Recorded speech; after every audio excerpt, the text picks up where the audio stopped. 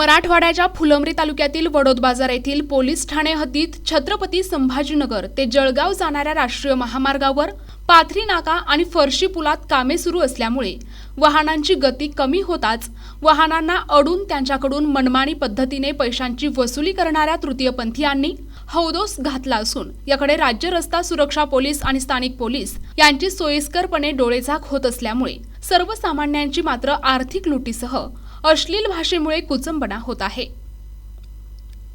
मराठवाड्याचे भूषण असलेल्या छत्रपती संभाजीनगर ते जगप्रसिद्ध अजिंठा वेरूळ लेणीसह खानदेशला विदर्भ मराठवाडा यांना जोडणाऱ्या फुलंब्री सिल्लोड रोडवरील वडोद बाजार पोलीस ठाण्याच्या हद्दीत पाथरी येथील नवीन तयार झालेल्या नाक्यावर आणि वाकोद फाटा ते फरशी फाटा या दरम्यान असलेल्या पुलावर रस्त्याचे काम सुरू असल्यामुळे या ठिकाणी वाहनांची गती कमी होताच चारचाकी आणि दुचाकींना शहरातून आलेले अनेक तृतीयपंथीय आडवे होऊन मनमानी पद्धतीने आर्थिक लूट तर करत आहेतच, उलट वाहनधारकांच्या अंगाला स्पर्श करणे, गलिच्छ भाषेचा वापर, अश्लील बोलणे, पैसे देण्यास टाळाटाळ करताच शिवीगाळ करणे यांसह हातात येईल तितके पैसे लांबवणे असाच प्रकार सुरू आहे। वाहने अडवून धरल्यामुळे या ठिकाणी वाहनांच्या लांबच लांब रांगा लागत आहे। त्यामुळे वाहनधारकांची कुचंबणा होत असून अनेकांना नाहक त्रास सहन करावा लागत आहे। वडोद बाजार पोलीस ठाणे येथून 3 किलोमीटर अंतर असताना देखील वारंवार या ठिकाणी वाहनांच्या रांगा लागतात आणि वाहतुकीला अडथळा निर्माण होत आहे,